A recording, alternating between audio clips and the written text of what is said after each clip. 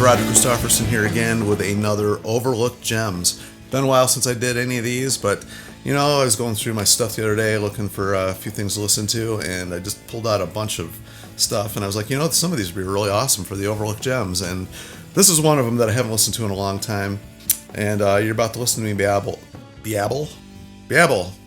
I did it again. Holy. No editing. We do this raw. I don't prepare for these things at all, so right into it. I'm going to babble about Danger Danger and their album called Screw It. 91, I think this came out. And if you don't know who Danger Danger is, well, you should. Because this is a really fun band, really fun album. It's hair metal. I mean, I don't know what else to call it, but that's, when I say that, you know what I'm talking about.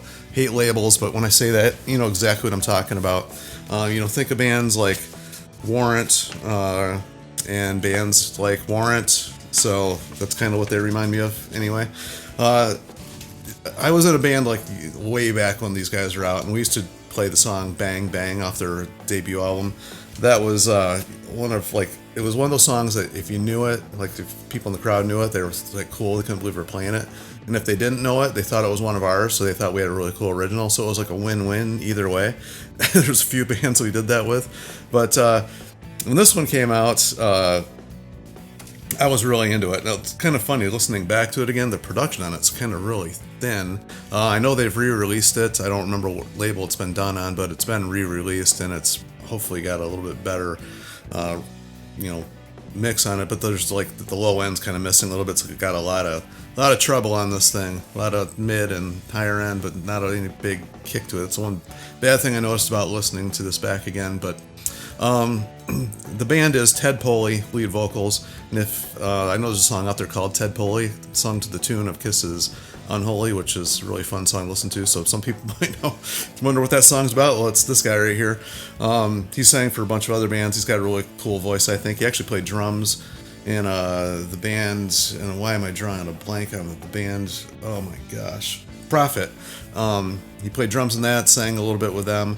They had another really cool singer in that band. I think his name was Russ Arcara or something like that. But that was a really good band too. But it's funny, he doesn't play any drums in this band, just sings. It's got Andy Timmons on guitar, virtuoso on guitar. You got Bruno Ravel on bass. He's been extremely involved in production and other bands. I think he actually helped somehow get White Lion signed or something in that vein. I don't remember the whole story there. But you got Steve West on drums and Casey Smith on keyboards. And don't let the keyboard part fool you. It's actually a really hard rocking band in the heavier hair metal style, but they had fun lyrics. Just some highlights off of this one are Monkey Business, like the title song. One of my favorites was actually a ballad on here. I Still Think About You. I think it was track 4 on here. I always thought that was a killer ballad. How that song, there's every band back in the day this came out, they did the power ballads, and this one just, I don't know, for whatever reason, these guys did not make it big. Funny song on here, Get Your Shit Together. That's actually a really good song too. Crazy Nights, kick-ass song. Man, I'm just looking down the list again. That was Don't Blame It on Love, another really good song. They have this knack for super catchy hooks, and this being hard at the heavy at the same time, and just kind of tongue-in-cheek, a lot of tongue-in-cheek lyrics. That's why I said Warrant, because Janie Lane used to write a lot of stuff like that too before he got more serious later on. And they end with a kind of a funny song. It's called Yeah, You Want It, which is, I don't know, kind of rappy. I think they play like a little bit of Naughty Naughty in the background of that one is the main tagline. It's like they're actually ripping off their own song, kind of like rappers did. It's kind of a funny thing to do. But anyway, it's a super fun band. Actually, they have a lot of albums out. They have many albums out. There's a new band out now called The Defiance, which is 3 or 4 of the guys from Danger Danger with their newer singer. And man, I wish I could think of his name because he's really, really good. Paul Lane, that's his name. And he's sang for a couple other bands too. If you ever see anything with the name Paul Lane on it, pick that up because that dude is killer. He's got a couple soul albums out. There's another band he's sang with, Black Water or Black something. I can't even think of it. He's been in a few things, but killer vocals. He took over for Ted Poley. They kind of fired Ted Poley. They made an album and they recorded two versions of the album, and like it wasn't until like just maybe a few years ago that they re-released it with both versions of it. I can't remember which the title is. That was that Cockroach or it was Dawn. I can't remember.